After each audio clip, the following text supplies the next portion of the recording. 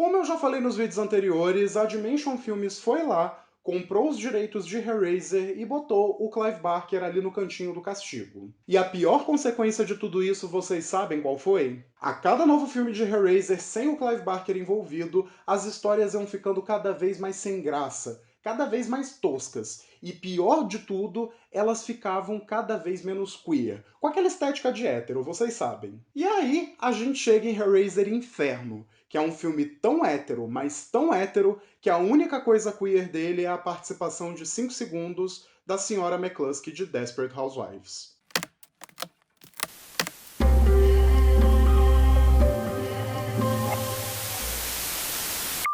Olá, sejam muito bem-vindos ao Fita Maldita. Eu sou Gustavo Fiô e no vídeo de hoje a gente começa a botar o pezinho na lama, sentir aquele cheiro de esgoto bem tóxico, bem nojento.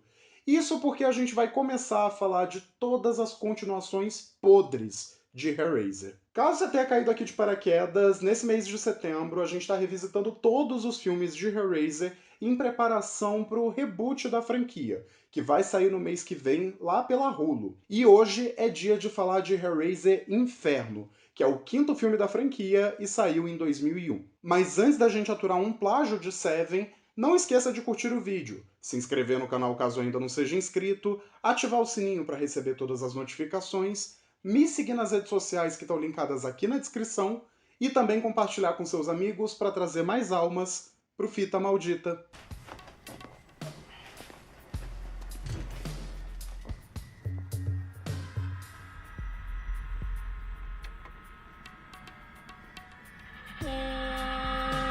Quando Hellraiser Herança Maldita chegou aos cinemas, a galera da Dimension Filmes entrou em pânico. O filme foi um fracasso de crítica e de bilheteria e arrecadou menos de 10 milhões de dólares. Então eles estavam com um pepino na mão e não tinham ideia do que fazer. Originalmente, o Peter Atkins, que desenvolveu o roteiro do segundo, do terceiro e do quarto filme, estava preparando um novo roteiro para um quinto filme que fosse ser bem maior e mais explosivo. Na trama, a gente ia seguir a Kirsty Cotton, que retorna para investigar o culto do Leviatã, uma seita de adoradores dos cenobitas que está planejando trazer eles para a Terra. E isso tudo ia se encaminhar para um final bem explosivo, onde a gente meio que ia ver uma configuração do lamento explodindo toda a cidade de Londres. Só que, como deu pra ver, isso acabou não acontecendo. Herança Maldita tinha fracassado tanto que os Weinstein decidiram que a melhor forma de continuar essa franquia era diminuindo ainda mais os orçamentos e lançando esses filmes direto para DVD, sem estreia no cinema. O Clive Barker originalmente chegou a ser contratado para virar produtor executivo desse quinto filme, só que ele teve tantos desentendimentos com os irmãos Weinstein que logo ele abandonou a franquia que ele mesmo criou. E que agora ele não podia ter de volta porque os direitos pertenciam à Dimension Films. E não só isso, mas ele também foi barrado de dar qualquer tipo de assistência, de ajuda para quem fosse produzir esse quinto filme, por exigência do próprio estúdio. Então, os Weinstein começaram a fazer algo bem estranho, para dizer o mínimo. Eles vasculharam todos os roteiros que estavam em posse da Dimension Filmes e acabaram procurando ali os mais baratos. Assim que eles encontraram um que agradava a eles, eles chamaram de volta os roteiristas para escrever elementos que tivessem a ver com Hellraiser, para fazer com que esse filme se situasse dentro da franquia. Ou seja, deixa eu explicar bem.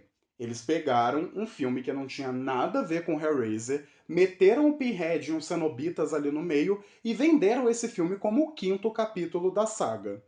E eu sei que pode parecer bizarro, mas eles ainda fizeram isso com o sexto, o sétimo e o oitavo filme da franquia. E é óbvio que isso não ia dar bem, né?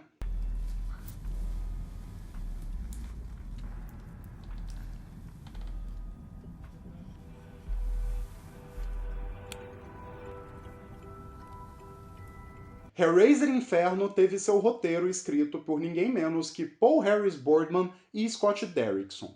Aliás, o Scott Derrickson também foi responsável por dirigir o longa.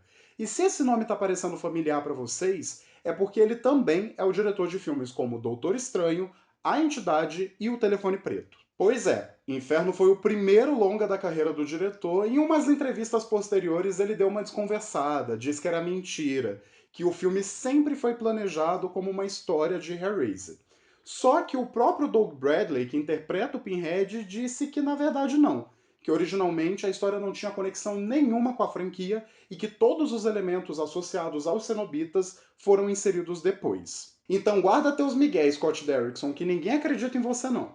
O filme segue a história do detetive Joseph Thorne, um policial corrupto, perdão pelo pleonasmo, da cidade de Denver, que está investigando uma série de crimes cometidos por um serial killer que é conhecido como o Engenheiro. Esse assassino tem mandado frequentemente para ele caixas com dedos de criança com as digitais queimadas. Ele afirma que todos esses dedos são da mesma criança e que quando a contagem chegar ao fim, ou seja, quando ele mandar os 10 dedos, ele vai matar essa vítima. Então a gente acompanha o Joseph nessa corrida contra o tempo para achar um engenheiro, enquanto a própria realidade dele vai ficando cada vez mais borrada devido a todas as desgraças que ele vai testemunhando no caminho. E eu sei, isso não parece um filme de Hellraiser, mas se lembrem que originalmente não era mesmo. Já entregando o spoiler, e vai por mim, você não precisa assistir esse filme de forma alguma, a gente acaba descobrindo que o engenheiro é, na verdade, o próprio Pinhead disfarçado,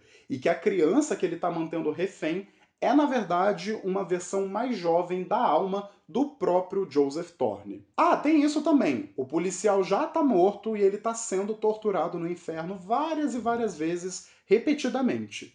E eu sei que falando assim, até parece que é um filme muito interessante, cheio de reviravoltas legais e coisas muito surpreendentes, mas não é bem assim não.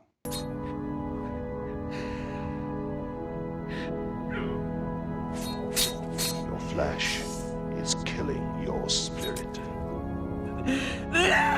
Acho que já deu pra perceber, mas eu realmente não gosto muito de Hellraiser Inferno. Eu acho que ele tá num limbo entre os filmes que são genuinamente bons e aqueles que são tão ruins que acabam dando a volta e ficando divertidos.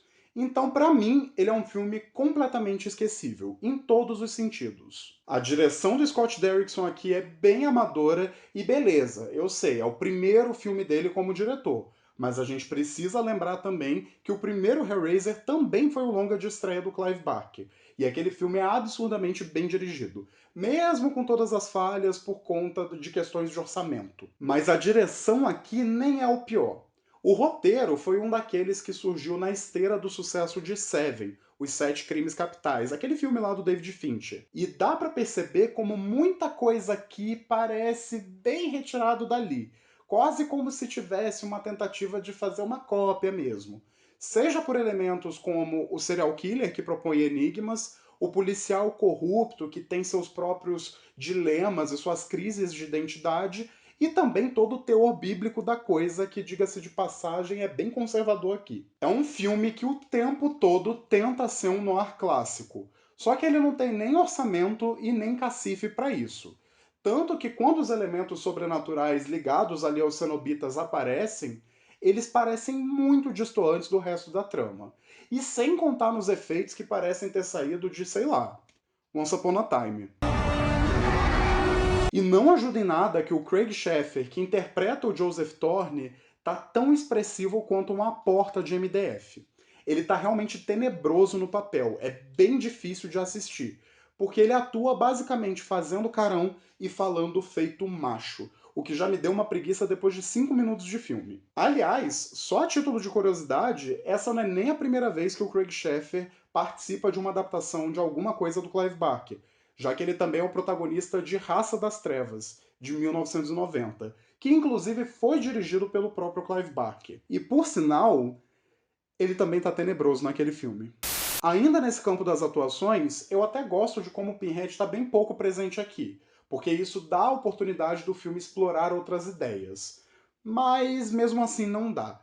O Doug Bradley aparece só em 2 cenas e ele tá completamente ligado no modo automático. E originalmente, o Pinhead é um personagem que é meio que visto como sem emoção, porque ele tá sempre falando muito serenamente, ele quase nunca eleva a voz, a não ser quando ele queira representar uma ameaça, só que aqui ele tá sem emoção de uma forma muito ruim. Dá pra perceber que o ator só realmente não estava interessado em fazer nada daquilo. Pra piorar, o sacerdote do inferno só aparece aqui pra dar uma lição de moral. E isso é uma coisa que ele vai fazendo cada vez mais ao longo da franquia. E sei lá, eu só acho básico e muito aquém do potencial do personagem. No fim, a impressão que a gente tem é que esse filme ainda tenta fazer algo diferente. Ele é quase um estudo de personagem sobre esse policial que já fez tanta coisa ruim na vida que a alma dele tá condenada, só que ele ainda não sabe. E isso poderia ter sido muito interessante, só que eu não acho que o filme faz isso do jeito certo. Sem contar que, assim, a maior parte da trilha sonora do filme parece ter saído diretamente de um filme pornô dos anos 80, então é complicado.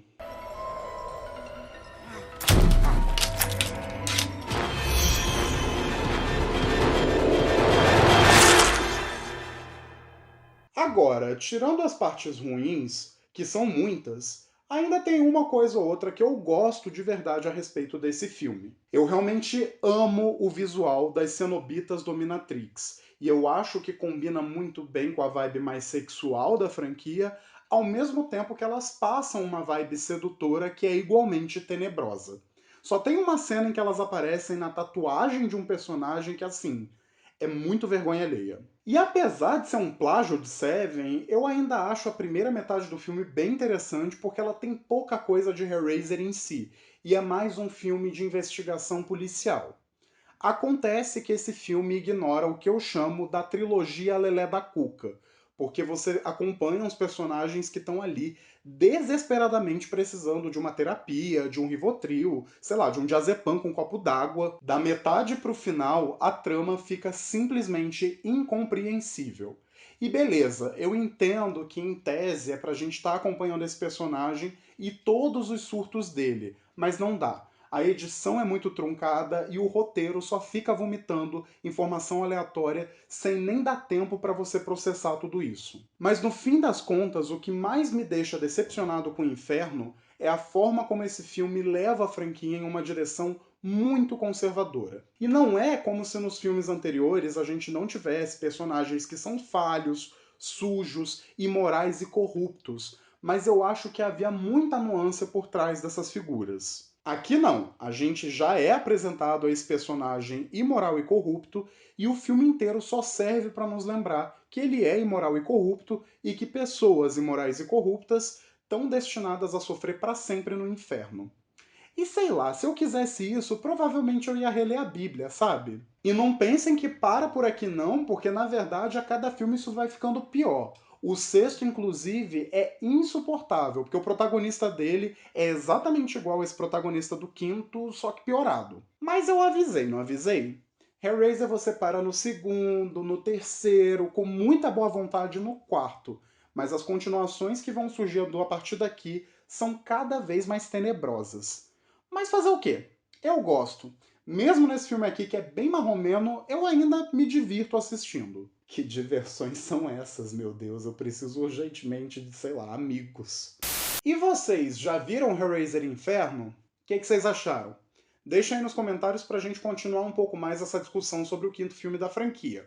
E se lembrem também que em breve eu volto aqui para falar de Hellraiser 6, Caçador do Inferno. Se você ficou até aqui, primeiramente, muito obrigado pelo seu carinho, pela sua atenção e pela sua paciência. E caso você ainda não tenha feito, por favor, não esquece de curtir o vídeo, de se inscrever no Fita Maldita e de compartilhar esse canal com todo mundo que você conhece para a gente expandir cada vez mais essa nossa comunidade.